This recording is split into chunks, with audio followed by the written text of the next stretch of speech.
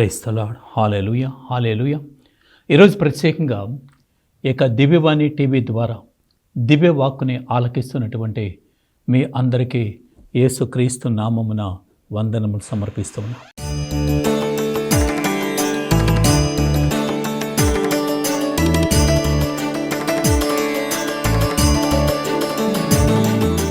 ఈరోజు ప్రత్యేకంగా ప్రభుదేవుడు జ్ఞప్తిపరుస్తూ ఉన్నాడు.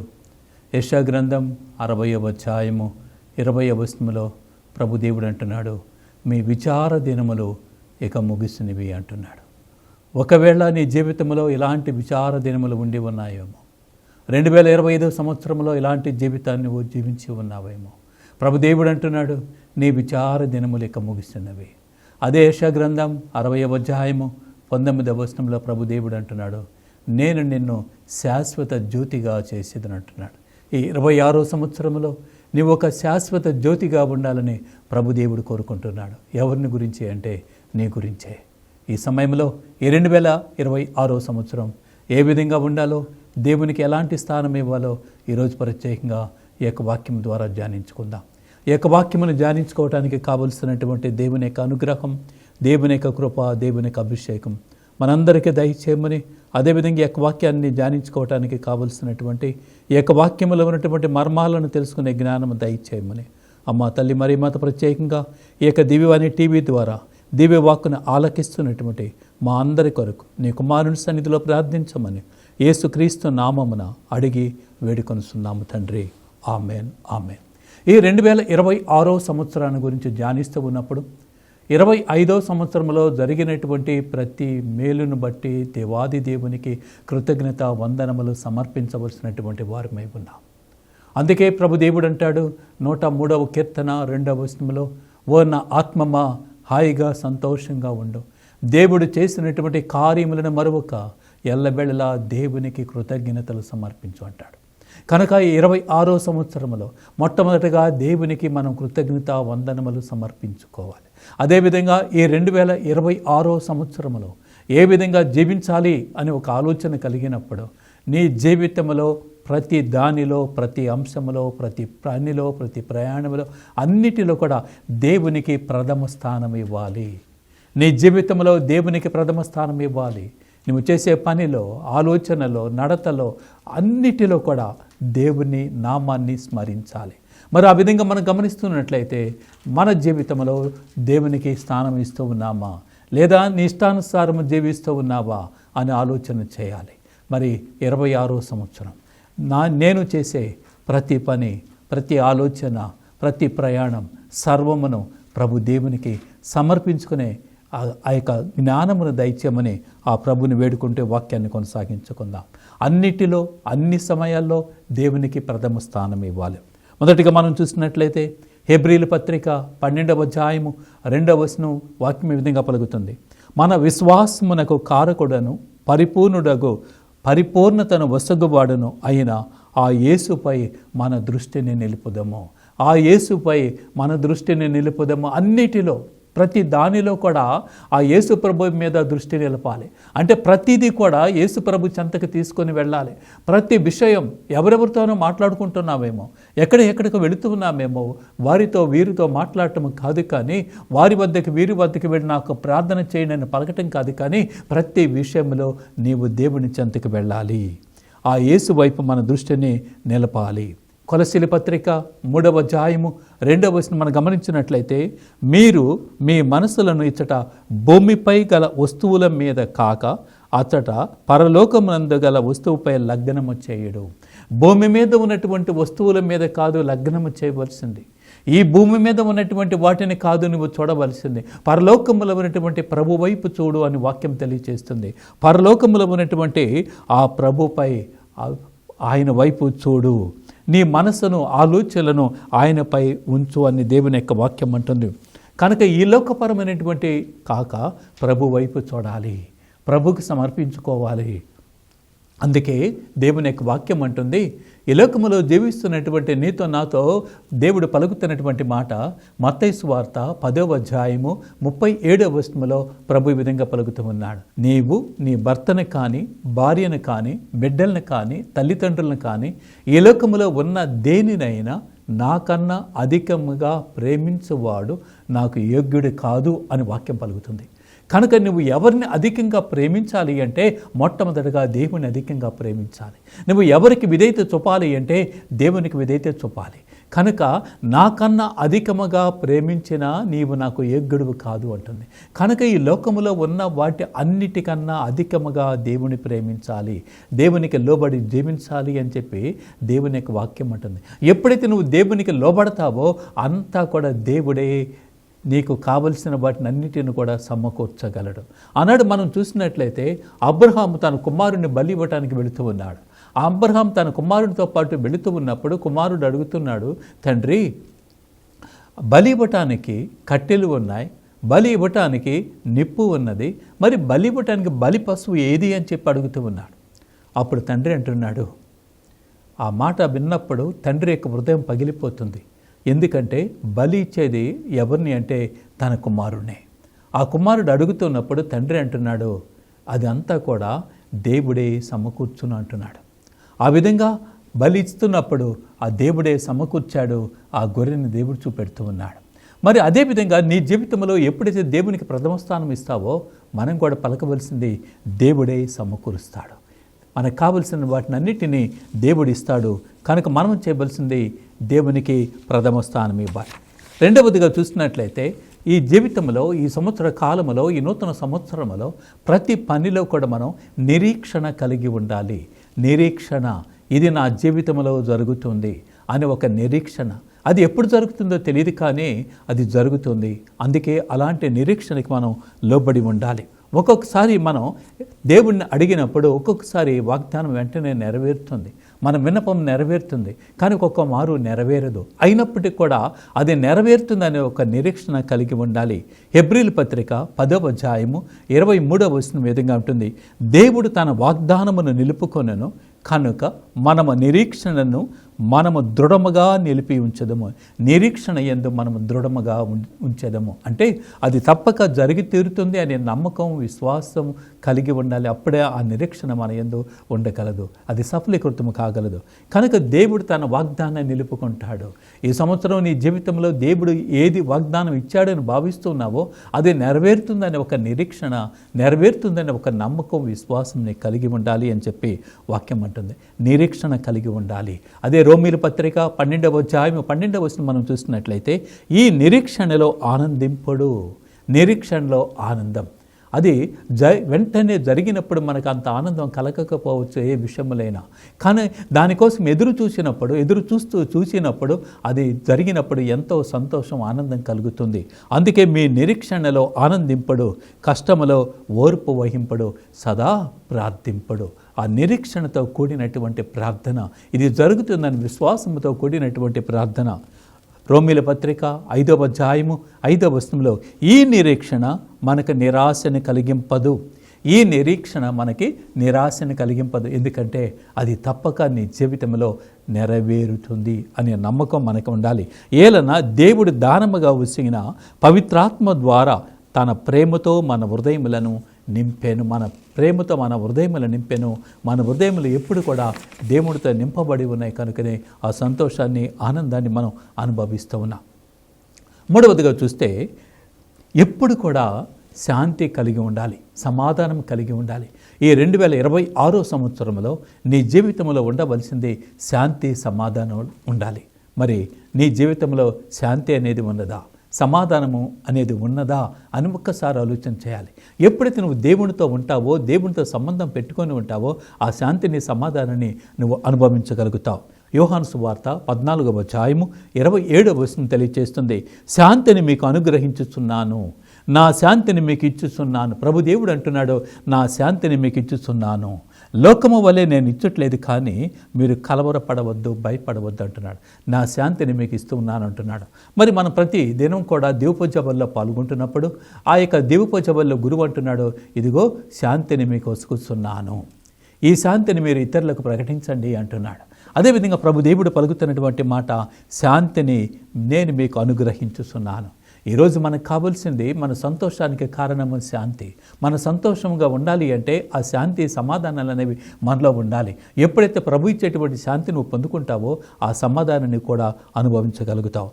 కనుకనే ప్రభు దేవుడు అంటున్నాడు, నేను మీకు శాంతిని ఇచ్చుచున్నాను, లోకము మీకు శాంతిని ఇవ్వటం లేదు, కానీ నేను మీకు శాంతిని ఇస్తూ ఉన్నాను, కనుక మీరు కలవరపడవద్దు, భయపడవద్దు అంటున్నాడు. కనుక నీ జీవితంలో ఇలాంటి కలత ఉండి ఉన్నదేమో, భయాందోళన ఉండి ఉన్నాయేమో, అయితే ప్రభు దేవుడు అంటున్నాడు, నీవు కలత చెందవద్దు, భయపడవద్దు అంటున్నాడు. ఇదే మాటను మనం యోహాను సువార్త 14వ అధ్యాయం 1వ వచనంలో మనం చూస్తున్నాం. మీరు కలవరపడవద్దు, దేవుణ్ణి విశ్వసింపుడు, దేవునికి లోబడుడు అని వాక్యం మనం వింటున్నాం. కనుక ఈ 2026 సంవత్సరంలో దేవుని నుండి పొందుకునేటువంటి శాంతి సమాధానాల్ని నువ్వు అనుభవించాలి. అదే శాంతిని ఇతరులకు పంచేవారిగా ఉండాలి. కనుక అందరితో మనం సమాధానము కలిగి ఉండాలి అని చెప్పి ఈ యొక్క వాక్యం అంటుంది. మరి అలాంటి సమాధానం అనేది మనలో ఉన్నదా అనేది ఒక్కసారి ఆత్మ పరిశీలన చేసుకోవాలి. దేవుని యొక్క వాక్యమును మనం గమనించినట్లయితే రోమీల పత్రిక 12వ అధ్యాయము 18వ వచనం విధంగా తెలియజేస్తుంది. అందరి తోడను సౌమ్యముగా జీవించున్నట్లుగా మీకు సాధ్యమైనంత వరకు ప్రయత్నింపడు. అందరి తోడను సౌమ్యంగా ఉండాలి, మృదువైనటువంటి మాటలు మాట్లాడేటువంటి వ్యక్తులుగా ఉండాలి, అందరితో సాధ్యమైనంత వరకు మంచిగా ఉండాలి. మరి అలాంటి జీవితం మనదా? అలాంటి జీవితాన్ని మనం జీవిస్తూ ఉన్నామా అనేది ఒక్కసారి మనం గమనించాలి. మరి మన తోటి వారితో ఏ విధంగా మెలుగుతూ ఉన్నాం, మన తోటి వారితో ఏ విధంగా ఉంటున్నాం అనేది కూడా ఒకసారి గమనించాలి. ప్రభు దేవుడు పలుకుతున్నటువంటి మాటను మనం చూస్తున్నట్లయితే మత్తయి సువార్త 5వ అధ్యాయము 44వ వచనములో ప్రభు ఈ విధంగా పలుకుతూ ఉన్నాడు. నేనిప్పుడు చెప్పినదేమన్నా, మీ శత్రువులను ప్రేమింపడు, మేము హింసించు వారి కొరకు ప్రార్థింపడు. మరి ఎలాంటి శాంతిని నువ్వు అనుభవించాలి అంటే ప్రభు అంటున్నాడు, మీ శత్రువుల కొరకు మీరు ప్రార్థన చేయండి అంటున్నాడు. మరి ఈరోజు నీకు ఎవరు శత్రువులుగా ఉండి ఉన్నామో, ఎవరితో నువ్వు మాట్లాడలేకపోతున్నావో, ఎవరి పేరు తలుచుకుంటే వేదన పడుతున్నావో, అసహించుకుంటున్నావో, అయితే ప్రభు దేవుడు అంటున్నాడు, అలాంటి శత్రువుల కొరకు మీరు ప్రార్థన చేయండి అంటున్నాడు. మరి వ్యక్తిగతంగా మనం గమనించినట్లయితే నీ శత్రువుల కొరకు నువ్వు ప్రార్థన చేసేటువంటి వ్యక్తిగా ఉన్నావా అని ఆలోచన చేస్తే ఏ ఒక్కరం కూడా ముందుకు రాము. ఏ ఒక్కరం కూడా శత్రువుల కొరకు ప్రార్థన చేయటానికి మన మనసు అంగీకరించదు. కానీ ప్రభు దేవుడు అంటున్నాడు, ఆయన తన శత్రువుల కొరకు ప్రార్థన చేస్తూ ఉన్నాడు. తనల్ని హింసించినటువంటి వారిని, కొరడాలతో కొట్టినటువంటి వారిని, అలాంటి వారిని చూసి ఆయన అంటున్నాడు, వీరు ఏమి చేస్తున్నారో వీరికి తెలియదు, వీరిని క్షమించు తండ్రి అని చెప్పి ప్రార్థన చేస్తున్నాడు. అదేవిధంగా అదే ప్రభు మనతో పలుకుతూ ఉన్నాడు, మీ శత్రువుల కొరకు మీరు ప్రార్థన చేయండి. మరి ఈరోజు ప్రత్యేకంగా ప్రభు దేవుడు మనకి తెలియపరుస్తుంది, నిన్ను వేధించే వారిని, నీ పట్ల అసహ్యం చూపేటువంటి వారిని, నీ మీద నిందారోపణ చేసేటువంటి వారిని, అలాంటి వారిని చూసి వారితో శత్రుత్వం వద్దు, అలాంటి వారి కొరకు ప్రార్థన చెయ్యి, అలాంటి వారి కొరకు నీ శాంతిని, సమాధానాన్ని అలాంటి వారికి పంచు అని చెప్పి ప్రభు దేవుడు మనకి తెలియపరుస్తూ ఉన్నాడు. మరొక వాక్యం మనం గమనించినట్లయితే మత్తయి సువార్త 5వ అధ్యాయము 46వ వచనం మనం చూసినట్లయితే, మేము ప్రేమించు వారిని మాత్రమే మీరు ప్రేమించినతో ఫలితం లేదు. మిమ్మల్ని ప్రేమించే వారిని మాత్రమే కాదు ప్రేమించవలసింది, శత్రువులను సైతం కూడా ప్రేమించాలి, నిన్ను అసహించుకున్నటువంటి వారిని కూడా ప్రేమించాలి, అందరితో సమాధానము కలిగి ఉండాలి అని చెప్పి ప్రభుదేవుడు అంటున్నాడు. కనుక ఈ యొక్క వాక్యము వింటూ ఉన్నప్పుడు ఒక క్షణం ఆలోచన చేద్దాం. నీవు ఎవరి పట్ల వ్యతిరేకత కలిగి ఉన్నావో, ఎవరిని అసహించుకుంటున్నావో, ఎవరి పేరు చెప్తే వేదన పడుతున్నావో ఒక క్షణం ఆలోచన చేయి. అలాంటి శత్రువుల కొరకు ప్రార్థన చేయమని ప్రభుదేవుడు కోరుతూ ఉన్నాడు. మరి ఈ యొక్క వాక్యం వింటున్నటువంటి నీవు నేను మన శత్రువుల కొరకు ప్రార్థన చేయడానికి మనం ఇష్టపడుతున్నామా? మన శత్రువులకు ప్రార్థన చేయటానికి మనం ఇష్టపూర్తిగా చేయగలుగుతామా అనే ఆలోచన చేస్తే ప్రభు అంటున్నాడు, అలాంటి శత్రువుల కొరకు ప్రార్థన చేయి, నువ్వు సమాధానమును పొందుకుంటావని చెప్పి ప్రభుదేవుడు అంటున్నాడు.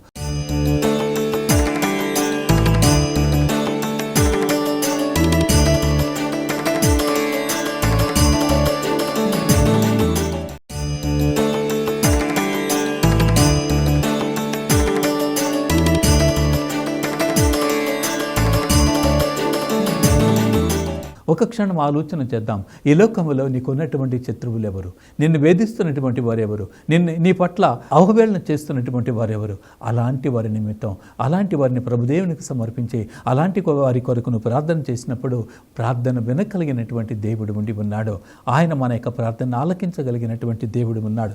కనుక ఈ యొక్క వాక్యానుసారం మన శత్రువుల కొరకు మనం ప్రార్థన చేసేటువంటి వ్యక్తులుగా ఉండాలి అని చెప్పి ప్రభు కోరుతూ ఉన్నాడు. మరొక వాక్యం మనం గమనించినట్లయితే లూకా సువార్త 6వ అధ్యాయము 27వ వచనంలో మనం చూస్తే 6వ అధ్యాయము 27వ వచనంలో, నేను మీతో చెప్పినదేమన్నా మీ శత్రువుని ప్రేమింపడు. కనుక ప్రభు చెప్పేది మీ శత్రువులను ప్రేమించండి, శత్రువుల కొరకు ప్రార్థన చేయండి అంటున్నాడు. కనుక ఆ శాంతిని మనం పొందుకోవాలి అంటే, ఆ సమాధానాన్ని మనం అనుభవించాలంటే మనం పట్ల, మనకి ఎవరి పట్ల శత్రుత్వం అనేది ఉండకూడదు. అలాంటి వారి కొరకు ప్రార్థన చేయాలి అని చెప్పి దేవుడు పలుకుతూ ఉన్నాడు. ఒక నిజమైనటువంటి క్రైస్తవుడిగా ఈ లోకంలో నువ్వు జీవించాలి అంటే ఎవరి పట్ల నీకు శత్రుత్వం అనేది ఉండకూడదని చెప్పి ప్రభు మనకి తెలియపరుస్తూ ఉన్నాడు. 5వదిగా మనం చూసినట్లయితే, నువ్వు ఎప్పుడైతే దేవుణ్ణి ప్రేమిస్తూ ఉన్నావో, దేవునికి ప్రథమ స్థానం ఇస్తూ ఉన్నావో, అప్పుడు దేవుడు నిన్ను ప్రతి కీడు నుండి కాపాడగలిగినటువంటి దేవుడై ఉన్నాడు. ప్రతి సమస్య నుండి కాపాడగలిగినటువంటి దేవుడై ఉన్నాడు. ప్రతి అపాయం నుండి కాపాడగలిగినటువంటి దేవుడై ఉండి ఉన్నాడు. కనుక ఈ యొక్క వాక్యం మనకి తెలియచేస్తుంది, ప్రతి కీడు నుండి ఆయన నిన్ను కాపాడును, ప్రతి సమస్య నుండి ఆయన నిన్ను కాపాడును. అందుకే ప్రభు అంటాడు, ఇర్మీయా గ్రంథం 29వ అధ్యాయం 11వ వచనంలో ప్రభు దేవుడు పలుకుతూ ఉంటాడు, నేను మీ క్షేమము కొరకు ఉద్దేశించిన పథకములు నాకు మాత్రమే తెలియను. నేను మీకు బంగారు భవిష్యత్తుని ఇస్తానే కానీ, ఇదిగో బంగారు భవిష్యత్తుని ఇస్తాను అని చెప్పి ప్రభుదేవుడు అంటున్నాడు. నువ్వు అడిగినా అడగకపోయినా ఆయన అంటున్నాడు, నీ క్షేమము కోసం ఉద్దేశించిన పథకం నాకు మాత్రమే తెలియను, నేను నీకు బంగారు భవిష్యత్తుని ఇస్తానని పలుకుతున్నటువంటి ప్రభుని మనం చూస్తూ ఉన్నాం. కనుక దేవుడు నీ పట్ల నీకు మంచి భవిష్యత్తుని, బంగారం లాంటి భవిష్యత్తుని ఇవ్వాలని కోరుకుంటూ ఉన్నాడు. దానిని స్వీకరించగలిగినటువంటి స్థితిలో మనం ఉండి ఉన్నామా అనేది ఆలోచన చేయాలి. అందుకే ఆయన అంటున్నాడు, 91వ కీర్తన 15వ వచనం మనం చూసినట్లయితే, వారి ఆపదలలో వారిని నేను ఆదుకొందును, వారిని విపత్తుల నుండి కాపాడి వారికి కీర్తిని దయచేదును, వారి యొక్క ఆపదలలో నేను ఆదుకుంటాను అని ప్రభుదేవుడు అంటున్నాడు. కనుక మన జీవితంలో ఎదురవుతున్నటువంటి ప్రతి ఆపద నుండి కాపాడగలిగినటువంటి దేవునిగా మనం చూస్తూ ఉన్నాం. కనుక అదే ప్రభు ఇంకా మనం చూసినట్లయితే ప్రభు అంటున్నాడు, మీరు పూర్ణ హృదయముతో నన్ను వెతుకుడు, నేను మీకు దొరికేదను. కనుక ఆయన దరికి వెళ్ళినప్పుడు, ఆయన వెతికినప్పుడు ఆయన దొరుకుతానంటున్నాడు, ఆయన పిలిచినప్పుడు పలుకుతానంటున్నాడు. కనుక ఈ సమయంలో ప్రతి కీడు నుండి కాపాడే దేవుడు, ప్రతి మేలు నుండి కాపాడేటువంటి దేవునిగా మనం చూస్తూ ఉన్నాం. కనుక ప్రతి సమస్య నుండి కాపాడుతున్నటువంటి దేవుడు. అందుకే ఆయన పలుకుతూ ఉన్నాడు, నీవు భయపడవద్దు, నేను నిన్ను ఆదుకుంటానని నేను వాగ్దానం ఇస్తున్నాను అంటున్నాడు. ప్రతి సమస్యలో కూడా ఆదుకోగలిగినటువంటి దేవుడిగా మనం చూస్తూ ఉన్నాం. కనుక ప్రతి సమయంలో, ప్రతి అవసరతలో ఆదుకుంటాను అని పలుకుతున్నటువంటి దేవుడు. అదేవిధంగా 6వదిగా మనం చూసినట్లయితే, అన్నిటిలో కూడా ప్రభుకి స్థానం ఇవ్వాలి, అన్నిటిలో కూడా నూతనత్వం అనేది ఉండాలి. ప్రతి ఒక్కళ్ళం పలుకుతూ ఉన్నాము.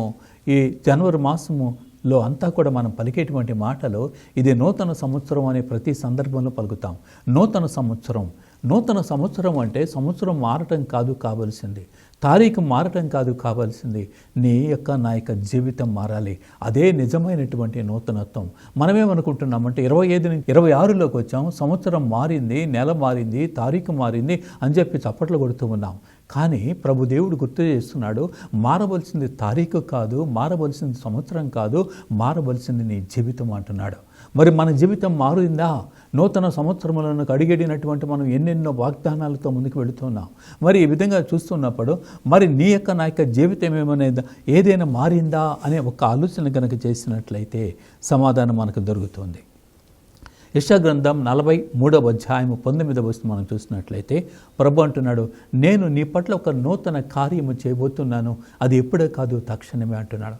ఒక నూతన కార్యము చేయటానికి ప్రభు సిద్ధపడుతున్నాడు నా యొక్క జీవితంలో. అయితే మన జీవితంలో మార్పు ఏమైనా ఉండి ఉన్నదా?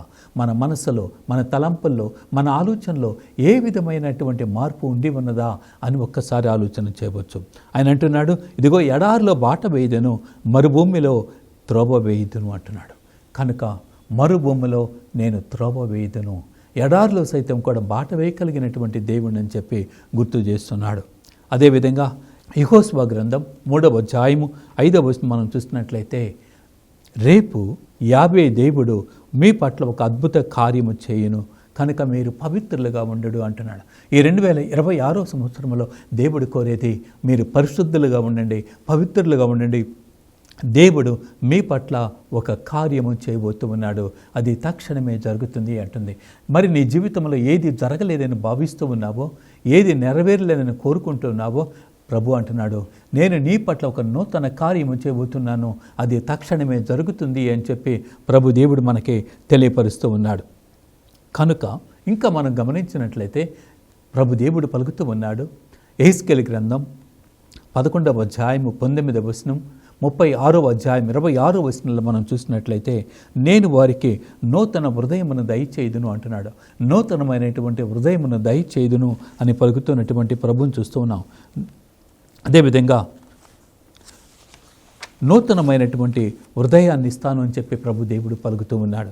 కనుక నా యొక్క జీవితంలో ఒక నూతనమైనటువంటి హృదయం, నూతనమైనటువంటి మనసు, నూతనమైనటువంటి ఆలోచనలతో ముందుకు సాగిపోవాలని ప్రభు కోరుతూ ఉన్నాడు. కనుక ప్రభు ఎక్కడ ఉంటే అది నూతన సృష్టి అని 2 కొరింథీయుల పత్రిక 5వ అధ్యాయం 17వ వచనంలో ఆ ప్రభు ఉంటే అది నూతన సృష్టిగా మారుతుంది అంటున్నాడు. ఈ సమయంలో ప్రభు దేవుడు అంటున్నాడు, యెషయా గ్రంథం 65వ అధ్యాయం 17వ వచనంలో, నేను నూతన దివిని నూతన భూమిని సృజించితిని, పూర్వపు సంఘటనలను ఇక ఎవరు కూడా జ్ఞప్తికి తెచ్చుకున్న అవసరం లేదు అంటున్నాడు. గతంలో జరిగినటువంటి వాటిని గురించి మీరు జ్ఞప్తి పరచుకోని అవసరం లేదు. ఒక నూతనమైనటువంటి దివిని, నూతనమైనటువంటి భూమిని నేను ఏర్పాటు చేస్తాను అని ప్రభు పలుకుతున్నటువంటి మాట. కనుక పాత స్థితిని ఎవరు కూడా జ్ఞప్తికి తెచ్చుకొనవద్దు అంటున్నాడు. అదేవిధంగా 2 కొరింథీయుల పత్రిక 5వ అధ్యాయం 17వ వచనంలో, మీరు క్రీస్తు నందున్న ఎడల అది నూతన సృష్టి అని పలుకుతూ ఉన్నారు. క్రీస్తు నందు ఉంటే అది నూతన సృష్టి, పాతది గతించని అని ప్రభు దేవుడు పలుకుతున్నటువంటి మాట. మరి ఈ విధంగా మనం దేవునికి లోబడి జీవించినప్పుడు ఈ నూతన సంవత్సరంలో, నూతన జీవితంలో ప్రభు దేవుడు మనం పట్ల చేయబోయినటువంటి ఆశీర్వాదములు, నూతనకరమైనటువంటి ఆశీర్వాదాలు, నూతనమైనటువంటి దీవెనలను మనం ఒక్కసారి గమనించినట్లయితే సంఖ్యాకాండం 6వ అధ్యాయం 24వ వచనంలో ప్రభు దేవుడు పలుకుతున్నటువంటి మాట, యావే మేము దీవించి కాచి కాపాడును కాక. మరి 2026 సంవత్సరం అంతా కూడా ఆ దేవుని యొక్క కాపుదల అనేది మనకు ఉండాలి. ఆ దేవుడు అంటున్నాడు, యావే దేవుడు మిమ్మల్ని దీవించి కాచి కాపాడునుగాక. 25వ వచనం మనం చూస్తున్నట్లయితే, యావే తన ముఖ కాంతిని మీపై ప్రకాశింపజేసి మేము కరుణించును కాక. ఇదనం ప్రభు దేవుడు అంటున్నాడు, ఇదిగో దేవుని యొక్క ప్రకాశం మీ మీద వెలుగొందుచున్నది అంటున్నాడు. యావే తన ముఖ కాంతిని మీపై ప్రకాశింపజేసి మేము కరుణించునుగాక.